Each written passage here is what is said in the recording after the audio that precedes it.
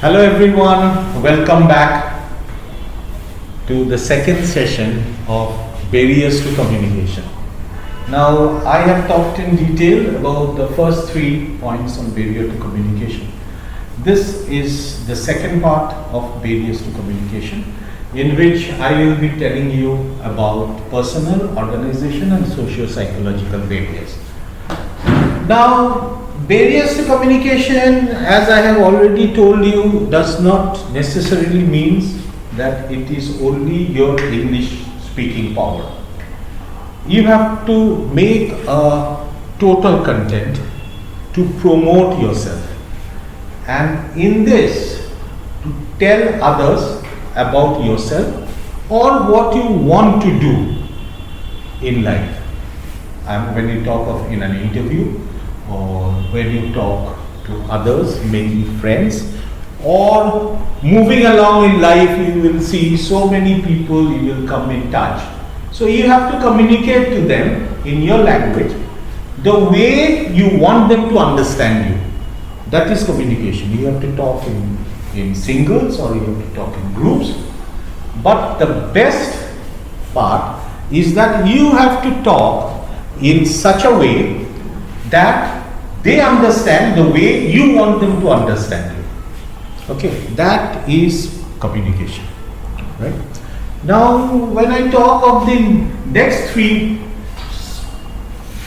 points on communication skills, the first one or the fourth one is personal, then comes organization, and then comes socio-physical, psychological, socio-psychological. Now in personal comes personal attitude, lack of confidence and message overloads. Now in the second point, what I am trying to do, in the second point when we talk of lack of confidence in subordinates, that means when you are working in an organization. What happens, this is a personal barrier to communication. What happens when you are working in a communication, in an organization, and your boss doesn't have very good understanding about you, because you have not made it an effort to make yourself understand, to make your boss understand you. So you have not made an effort. So the boss lacks confidence in you. So that is your personal barrier to communicating with your boss. This is very important and very vital. Whether you know English or you don't know English, but this is very vital when you are working in an organization. So your boss should be confident enough, and he should understand whatever you tell him to understand the way you want him to understand. That is the basics of lack of subordinates. Now, the message overloads. What is message overload? This again is in an organizational sphere. Now, your boss has been given too much work. Now, all of a sudden you butt in and you say, sir, this is this. So, he won't be understanding you. So, that is your personal barrier to your communication with your boss. Same thing when you are in a school or in a college. Your teacher is overloaded with work or overloaded with class schedule, and you butt in and say, miss, I want this, sir, I want this. So, it will go off their head. So they won't be taking it the way you want them to take it. So that's the personal barrier. And attitude, I again repeat, I have talked in length about attitude in my ebook, decisiondecides.com, and in the same ebook I have talked of change in your mindset, which is needed to be a better communicator.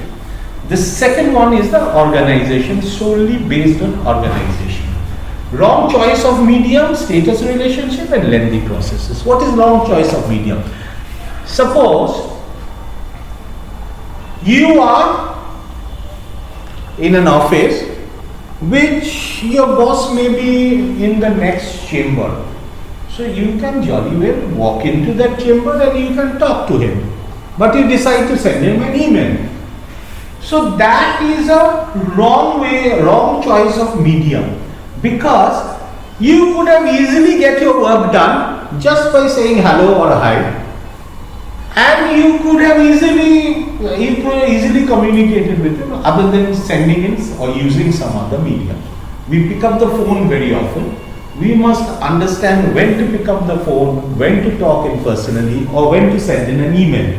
So these are the very vital issues which creates a barrier to communication. Next, my status relationship. What is status relationship? 5 people are working in an organization, 2 are not gelling with the boss, or 3 of them are very good, whatever, 1 maybe somehow or the other he does whatever the boss says, but they are not in good terms. So that is the status in their relationship. What type of status they maintain. Sometimes it happens if you are in a good relationship with anyone, what happens? You can understand the other person, what he wants you to speak.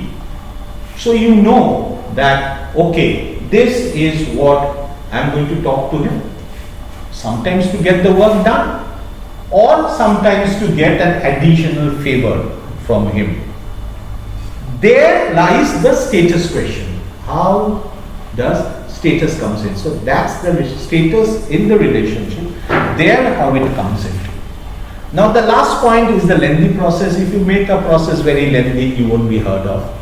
You have to make it very short and crisp. We call it KISS, K-I-S-S, keep it simple, you stupid. So you have to keep it simple, to the point, precise, maybe bullet points.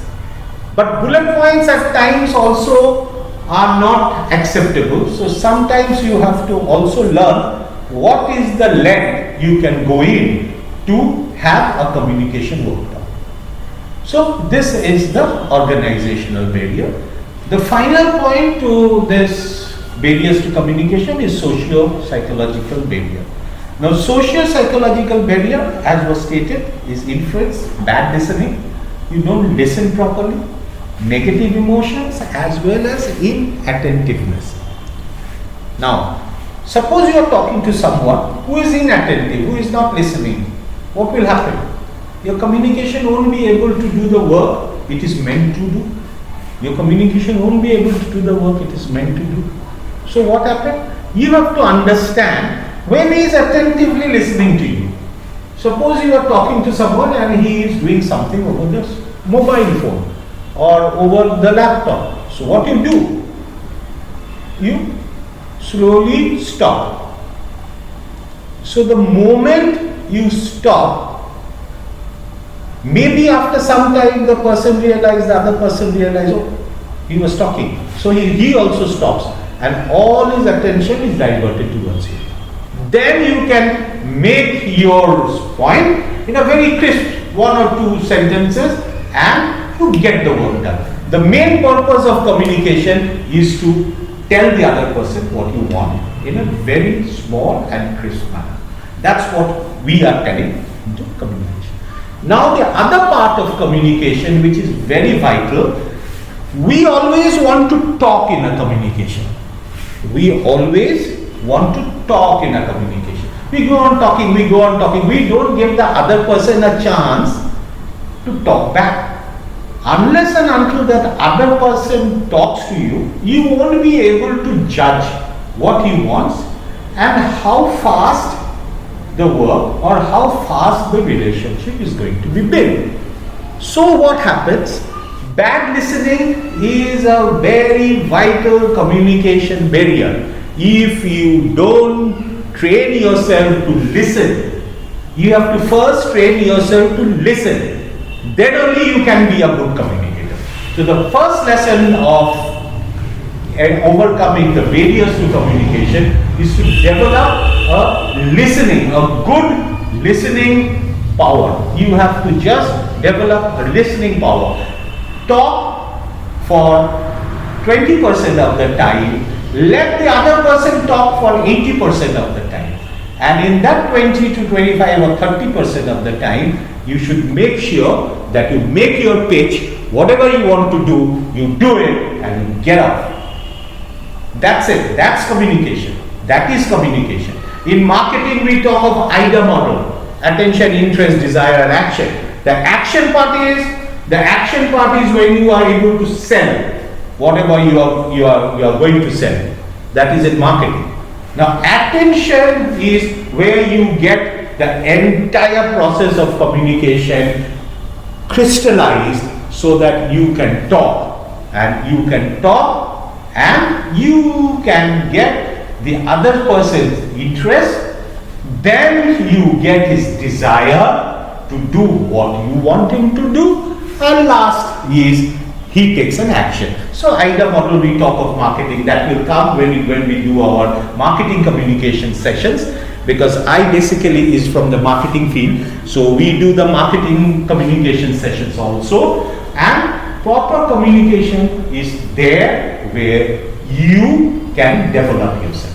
You have to learn to brand you. You is also a brand. You are also a brand.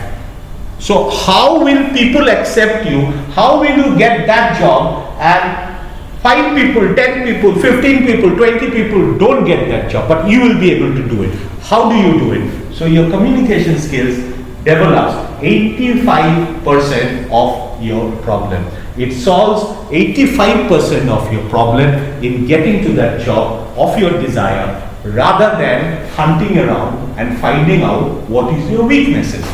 And if you talk of, if you can speak in English, you will get a job, that's a misnomer. So don't believe in it. You have to develop. As you have seen, during my last session, I talked of the other 3 points of communication skills. The barriers to communication: environmental, psychological, and semantics. This I already talked in detail in the first part of this session. And in the second part of the session, we are talking of the other 3. So I hope I have been able to do what is communications with you in 2 sessions of ours. Get hold of both my sessions, session part 1 and part 2. You can have that in our YouTube channel, Soul Learning Zone, or visionites.org. You can get in either one of them. So get to them, subscribe to them, and let us know what exactly you need, because our endeavor of getting to you, to communicate to you so that you can become a better communicator, to succeed in life, will be lost unless and until we get a feedback from you. So please do write back to us, and we will be more than happy to help you out to shine in your career and your future. Thank you so much. Please don't forget to subscribe to our channel, Soul Learning Zone or visionites.org. Thank you very much.